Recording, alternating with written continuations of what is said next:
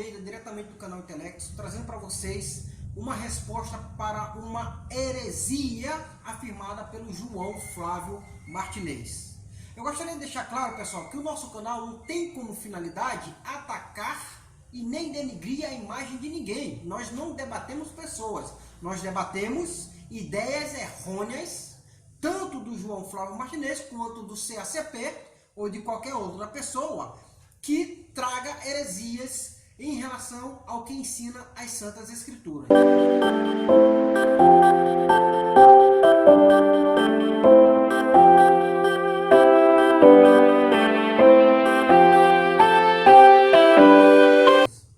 Alguns anos atrás, dialogando com o senhor Flávio Martinez, ele afirmou que os ímpios e justos ressuscitariam com corpos glorificados. Ao ser questionado sobre qual base ele teria nas escrituras para tal afirmação, ele se redimiu. Ele falou que ele tinha cometido um equívoco, um erro, e até aí tudo bem. Eu até acho que seja uma conduta humilde reconhecer que você errou. O problema, pessoal, é que para justificar esse erro, ele joga um erro ainda mais grave.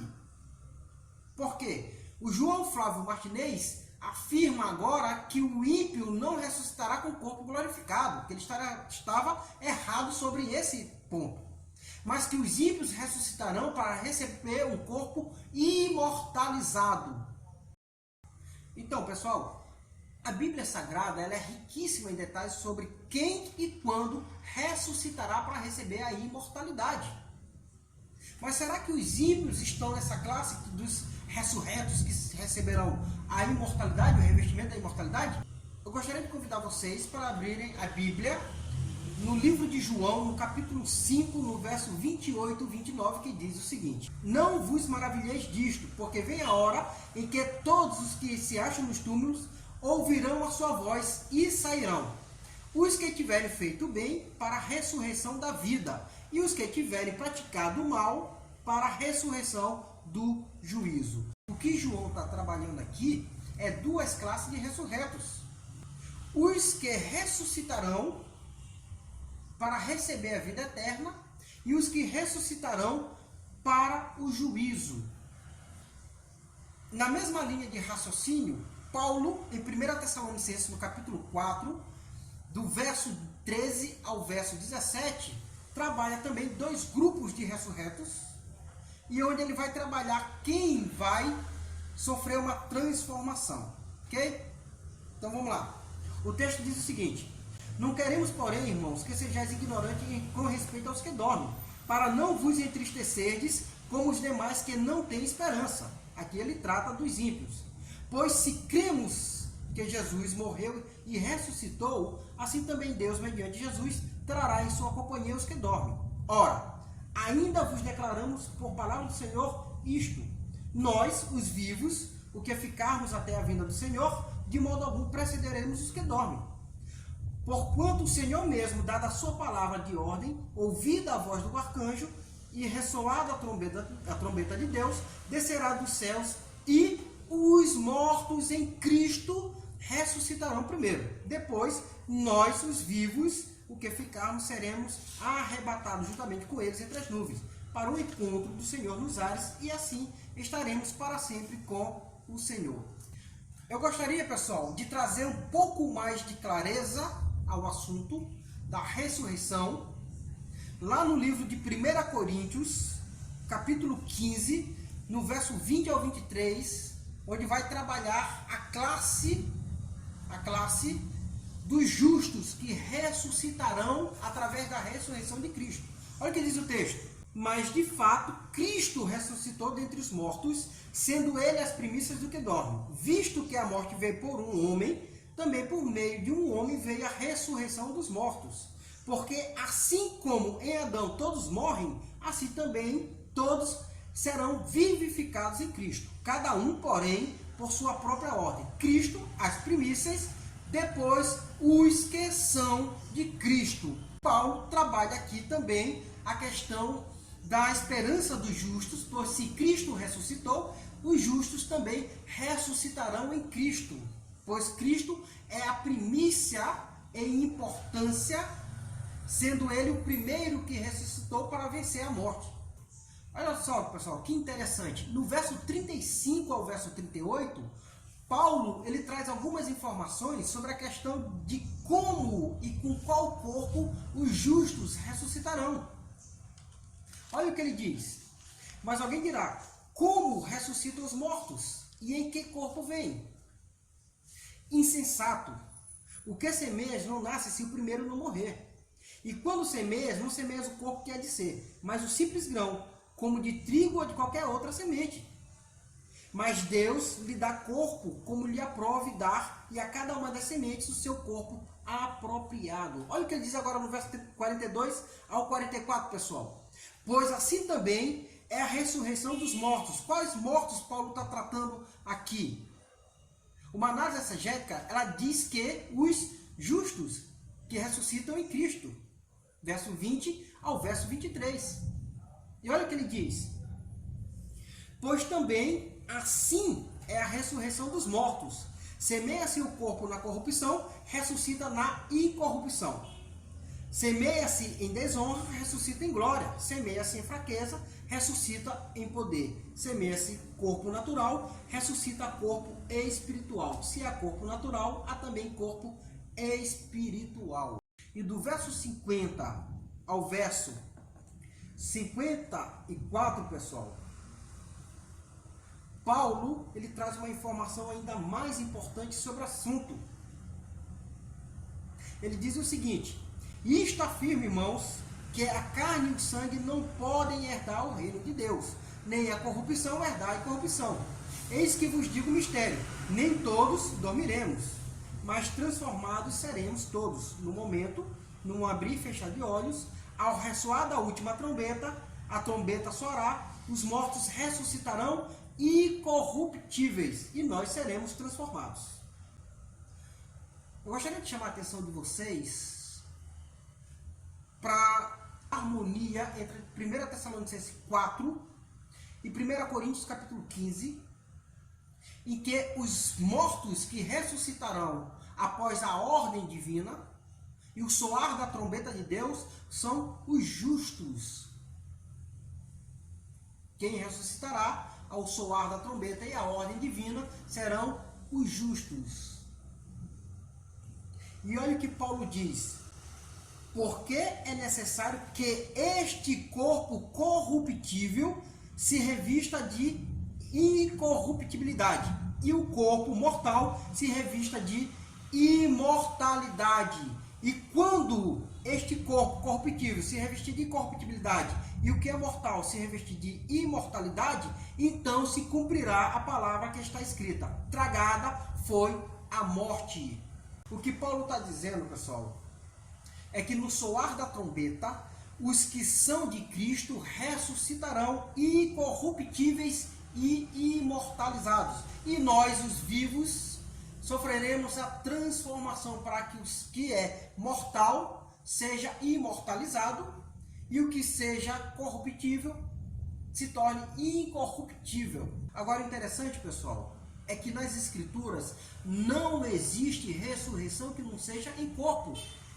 Vale ressaltar, pessoal, que quando Deus sopra na narina do homem e gera o ser, a alma vivente, o homem em seu todo, ali é o processo de vida, a soma do corpo com a respiração, gerando o homem em seu todo, chamado de alma vivente. E já em Salmo 146, no verso 4, o processo de morte é o inverso. Em vez de ser soprado o fôlego, é tirado a respiração. E o pó volta ao pó e o homem deixa de existir, principalmente seus desígnios. Aqui a ressurreição em 1 Coríntios é também a junção do fôlego de vida, da respiração, com o corpo. Então a ressurreição ela acontece em corpo.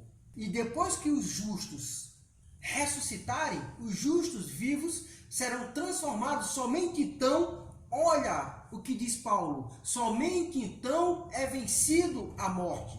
E ele diz: onde está, ó morte, a tua vitória? Onde está, ó morte, o teu aguilhão? Já no verso 57, pessoal, do 1 Coríntios capítulo 15, Paulo, ele traz mais uma informação importante que não permite que o ímpio seja colocado nesse contexto. Olha o que ele diz no verso 58. Portanto, meus amados irmãos, sede firmes, inabaláveis, sempre abundantes na obra do Senhor, sabendo que no Senhor o vosso trabalho não é vão.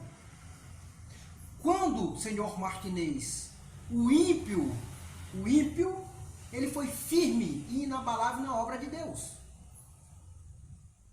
Paulo não permite que você inclua no contexto da ressurreição para a imortalidade os ímpios. E Paulo, ele tira essa possibilidade em outros capítulos também, fazendo uma diferenciação de ordem, aonde você não pode incluir os ímpios na ressurreição dos justos. Não pode incluir os ímpios na herança dos justos. A esperança do justo é a ressurreição em Cristo, na sua vinda, para receber a imortalidade. Você não pode incluir os ímpios. Paulo, ele traz ainda mais clareza para a questão da ordem de ressurreição. E para cada ordem, uma consequência, um resultado, uma herança. Ele não permite que você coloque, inclua na ressurreição dos justos o ímpio. Que você atribua ao ímpio aquilo que é a herança dos justos. A coroa da vida e da justiça, ela não é dada ao ímpio.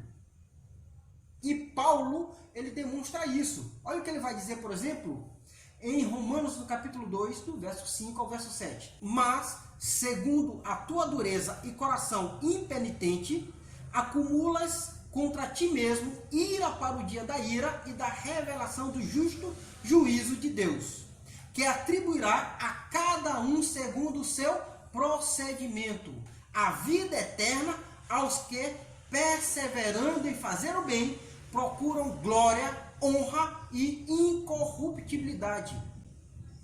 Aqui, Paulo está falando o que ele falou lá em 1 Coríntios, no capítulo 15. Que os santos de Deus, aqueles que perseveraram na obra de Deus, ressuscitariam para receber a imortalidade e incorruptibilidade.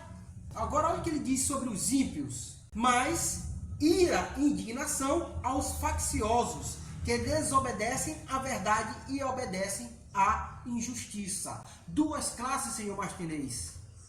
E a classe dos justos recebe imortalidade e corruptibilidade. É isso que Paulo, ele diz em 1 Tessalonicenses capítulo 4, do 13 ao 17, e 1 Coríntios, do verso 20 até o verso 58 do capítulo 15. Você não pode incluir os ímpios na ressurreição dos justos. E tem mais. Eu gostaria de chamar vocês para que juntos possamos ver Romanos capítulo 8, do verso 23, que diz o seguinte: e não somente ela, mas também nós, que temos as primícias do Espírito, igualmente gememos em nosso íntimo, aguardando a adoção de filhos, a redenção do nosso corpo. Também se tratando dos justos, e não permitindo a inclusão dos ímpios. Mas as Santas Escrituras, pessoal, não tratam somente dos justos. Ela trata também dos ímpios. Ela trata da ordem da ressurreição dos ímpios e qual a herança deles. E uma coisa eu posso garantir: afirmar que os ímpios ressuscitarão para receber um corpo imortalizado é heresia, pois a Bíblia não dá essa base. Para quem alega que os ímpios ressuscitarão para receber imortalidade, senhor Martinez, a Bíblia desmente tal heresia. Eu gostaria, senhor Martinez, de lançar para você e para o CACP 4 desafios sobre o tema do ímpio receber um corpo imortalizado, do ímpio se tornar imortal. E o primeiro desafio, senhor Martinez, é o seguinte: como pode a alma ser imortal se a ressurreição ocorre em corpo também aos ímpios, aonde João afirma que ressuscitam para sofrerem a segunda morte, em Apocalipse capítulo 20, verso 5, 6, e Apocalipse 21, verso 8. E Paulo afirma que em fogo, os que não conhecem a Deus e não obedecem ao Evangelho, sofrerão penalidade de eterna destruição, em 2 Tessalonicenses, no capítulo 1, no verso 8. Esse é meu primeiro desafio. O segundo desafio, senhor Martinez, é o seguinte: como pode o corpo ser imortal se o profeta Malaquias diz que aos santos nascerá o sol da justiça, mas aos ímpios o dia vem ardendo como fornalha e os mesmos se tornarão cinzas? Malaquias capítulo 4, do verso 1 ao verso 3. O terceiro desafio, senhor Martinez, diz o seguinte: como pode o homem ser alma imortal, o seu todo? Se Salmo diz que os perversos serão lançados no inferno e contra Deus não prevalecerão por serem mortais. Salmo capítulo 9, verso 17 ao 20.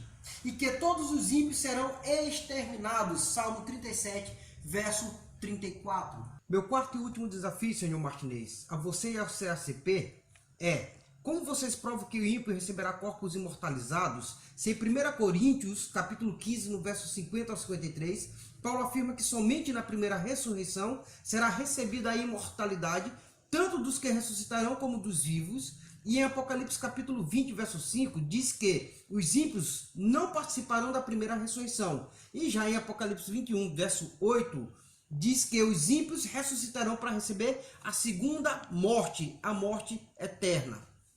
Então eu gostaria, senhor Martinez, que você, o CACP, respondesse esses desafios, mas responda nas Santas Escrituras. Que Deus possa abençoar a todos vocês.